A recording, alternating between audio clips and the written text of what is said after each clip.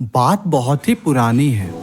किसी पर्वत की तलहटी में रामपुर नाम का एक बहुत ही रमणीय गांव था।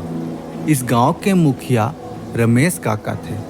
सभी गांववासी रमेश काका की बहुत ही इज्जत करते थे और उनके विचारों सुझावों को पूरी तरह से मानते थे। रमेश काका की एक ही संतान थी, चंदा।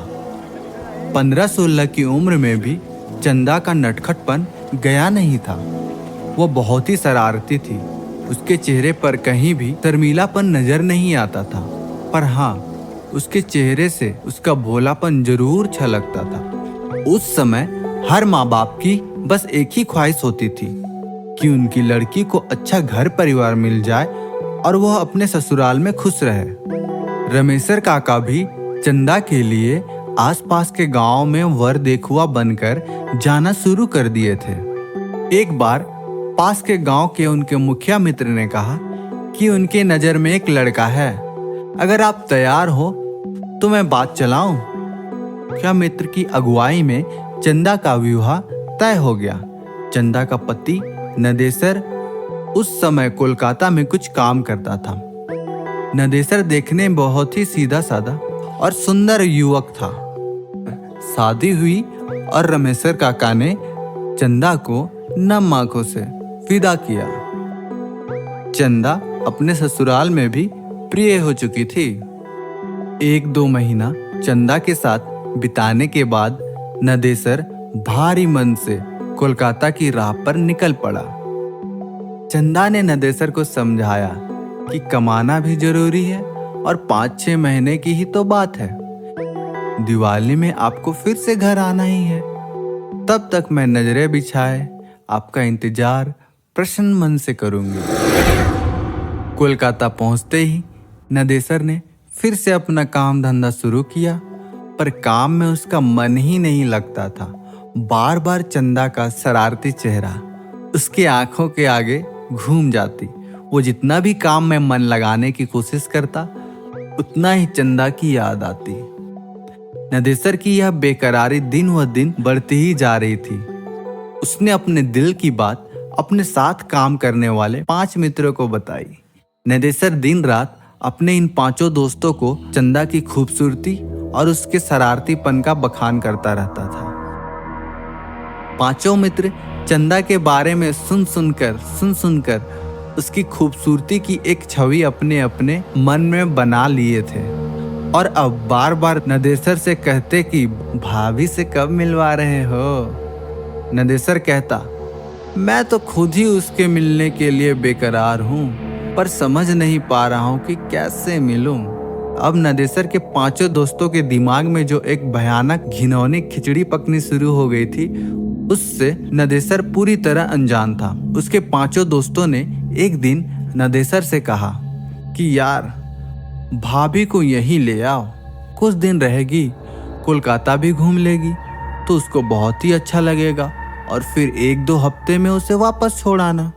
पर नदेसर अपने बूढ़े माँ बाप को याद करता कि नहीं यार, मैं ऐसा नहीं कर सकता। मेरी अम्मा और बाबू की देखभाल के लिए गांव में चंदा के अलावा और कोई नहीं है। कुछ दिन और बीते, पर ये बीतते दिन नदेसर की बेकरारी को और भी बढ़ाते जा रही थी। अब तो नदेसर का काम में एकदम मन ही नहीं लग रहा था और उसे बस गांव दिखाई दिए जा रहा था। एक दिन रात को नदेसर के 5 दोस्तों ने नदेसर से कहा, चलो हम लोग तुम्हारे गांव चलते हैं। नदेसर अभी कुछ समझ पाता या कह पाता, तब तक उसके उन 5 दोस्तों में से निकेश नामक दोस्त ने कहा कि यार टेंशन मत लो, कह देना कि अभी काम की मंदी चल रही है, इसलिए गांव आ गए और साथ ही इसी बहाने हम मित्रों को भी लेके आ गए और वे लोग भाभी से भी मिल लेंगे और माता पिता का भी दर्शन कर लेंगे, क्योंकि हम लोग का तो कोई अपना गांव ही नहीं है और बचपन से हम लोग कोलकाता में ही पले बड़े हैं, तो यह बहुत अच्छा आइडिया रहेगा। नदेसर तो घर जाने के लिए बेकरार था ही, उसे अपने दोस्तों की बात भली लगी। फिर क्या था, दूसरे दिन ही नदेसर अपने उन 5 दोस्तों के साथ अपने गांव के लिए निकल पड़ा। उसके गांव के आसपास में बहुत सारे घने जंगल थे। इन पर्वतीय इलाकों में पहाड़ वासियों के अलावा अगर कोई अनजाना वहां चला जाए तो वो जरूर रास्ता भटक जाएगा और हिंसक जानवरों का शिकार अवश्य बन जाएगा।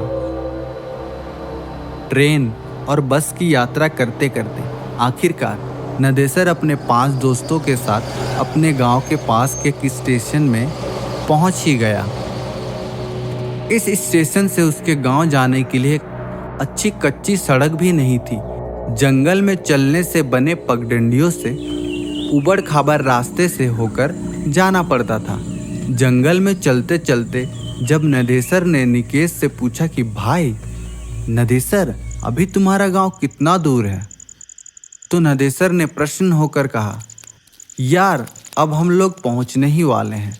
नदेसर की बात सुनते ही निकेश हाफने का नाटक करते हुए वहीं बैठते हुए बोला कि यार अब मुझसे चला नहीं जा रहा। उसकी बात सुनते ही नदेसर ने कहा कि यार हम लोग पहुंच गए और अब मुश्किल से मुश्किल 5 मिनट भी नहीं लगेंगे। पर नदेसर की बातों को अनसुनी करते हुए उसके अन्य 4 दोस्त भी निकेश के पास ही बैठ गए। अब नदेसर बेचारा क्या करे, उसे भी रुकना पड़ा।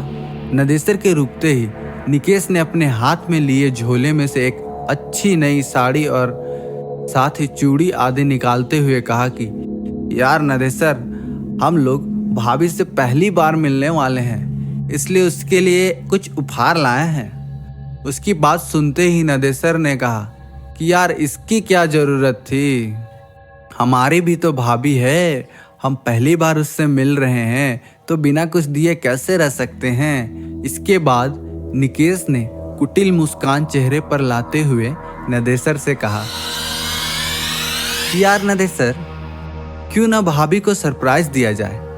एक काम करो, तुम घर जाओ और बिना किसी को बताए भाभी को घुमाने के बहाने यहाँ लाओ। हम लोग यहाँ भाभी को यह सब उपहार देंगे और उसके बाद फिर से तुम दोनों के साथ घर चले जाएंगे। भोला नदेसर हाँ में हाँ मिलाते हुए तेज कदमों से घर की ओर चला गया और लगभग 30-40 मिनट के बाद चंदा को लेकर दोस्तों के पास वापस आ गया। फिर क्या था, चंदा से वो 5 दोस्त एकदम से अपनी भाभी की तरह मिले। चंदा को भी बहुत अच्छा लगा। इसके बाद जब चंदा ने उन्हें घर चलने के लिए कहा तो अचानक उनके तेवर थोड़े से बदले नजर आए। निकेश और नदेसर के अन्य 4 दोस्त चंदा और नदेसर के पास पूरी सख्ती से खड़े हो गए थे। चंदा और नदेसर कुछ समझ पाते इससे पहले ही निकेश ने दांत भींचते हुए तेज आवाज में नदेसर से कहा, साले, मैं अपनी बहन की शादी तुमसे करना चाहता था और तुमने बिना बताए गांव आकर अपनी शादी कर ली। उसकी बात सुनकर नदेसर ने भोलेपन से कहा, नितेश भाई, आपने तो कभी हमसे अपनी बहन की शादी की बात के बारे में बात भी नहीं की थी, और जब मैं घर आया था तो यहाँ माँ बाबू ने शादी कर दिया था, भला मैं उन्हें मना कैसे कर सकता था। पर निदेशर की इन भोली बातों का उन 5 दैत्यों पर कोई असर नहीं हुआ। उनमें से 2 ने नदेसर को कस कर पकड़ लिए थे और 3 चंदा का चीरहरण करने लगे थे। अभी नदेसर या चंदा चिल्लाकर आवाज लगा पाते इससे पहले ही उन दोनों के मुंह में कपड़े ठूस दिए गए। फिर निवस्त्र चंदा और घनशेर को उठाकर वे लोग कुछ और घने जंगल में ले गए। घने जंगल में ले जाकर उन लोगों ने नदेसर की हत्या कर दी और चंदा की इज्जत से खेल बैठे। लगभग वे 5 नर पिशाच घंटों तक चंदा को दागदार करते रहे। वो चिल्लाती रही, भीख मांगती रही, पर उन भेड़ियों पर कोई असर नहीं हुआ। अंततः उन 5 ने चंदा को भी मौत के घाट उतारकर वहीं जंगल में सूखी पत्तियों में ढककर आग लगा दी। धीरे धीरे समय बीतने लगा। रात तक जब चंदा और नदेसर घर नहीं आए तो नदेसर के पिताजी ने नदेसर के आने और चंदा को लेकर जाने की बात अपने पड़ोसियों को बताई। उसी रात को नदेसर के पिताजी और उनके पड़ोसी मसाल लेकर चंदा और नदेसर को खोजने निकल पड़े। काफी खोजबीन के बाद भी इन दोनों का पता नहीं चला। दूसरे दिन सुबह पुलिस में खबर दी गई, पर पुलिस भी क्या करती। थोड़ा बहुत छानबीन की, पर उन दोनों का कोई पता नहीं चला। अब नदेसर के माँ बाप और गांव वालों को लगने लगा था कि नदेसर अपनी बहुरिया को लेकर बिना बताए कोलकाता चला गया। शायद उसे डर था कि अगर बाबू को बताकर ले जाएंगे तो वो जाने नहीं देंगे। धीरे धीरे करके 8-9 महीने बीत गए। अब नदेसर के माता पिता बिना नदेसर और चंदा के जीना सीख लिए थे। इधर कोलकाता में एक दिन अचानक निकेश के घर पर कोहराम मच गया। हुआ यह था कि किसी ने उसके गुप्तांग को दांतों से काट खाया था। उसके शरीर पर जगह जगह भयानक दांतों के निशान भी पड़े थे और वह इस दुनिया को विदा कर गया था। पुलिस की पूछताछ में उनके घर वालों ने बताया कि पिछले 1 महीने से निकेश का किसी लड़की के साथ चक्कर था। वह दोनों बराबर एक दूसरे से मिलते थे, पर लड़की कौन थी, कैसी थी, किसी ने देखा नहीं था। पर इसी दौरान पुलिस को निकेश की बहन से एक अजीब व डरावनी बात पता चली। निकेश की बहन ने बताया कि एक दिन जब निकेश घर से निकला तो वह भी पीछे पीछे हो ली थी।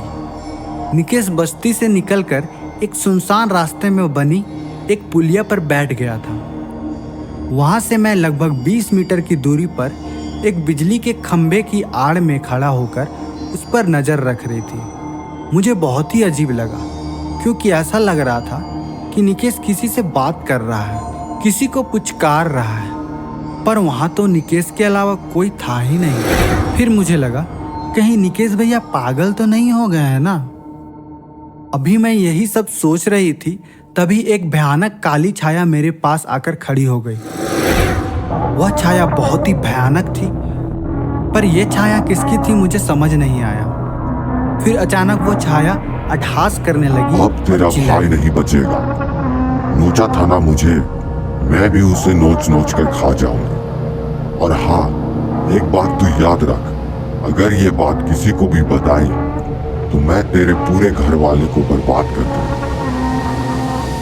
इतना कहते ही निकेश की बहन सुबक सुबक कर रोने लगी। इतना सुनते ही पुलिस और आसपास से जुटे लोग सकते में आ गए और पूरी तरह से डर भी गए, क्योंकि निकेश का जो हाल हुआ था वह यह बयां कर रहा था कि उसके साथ जो हुआ है वो किसी इंसान ने नहीं, किसी भूत प्रेत ने ही किया होगा। ये कहानी आपको कैसा लगा? अगर आप आगे की कहानी जानना चाहते हैं तो प्लीज़ सब्सक्राइब करें मेरे चैनल को। मैं जल्दी इसकी आगे की कहानी इस चैनल पे अपलोड कर दूंगा।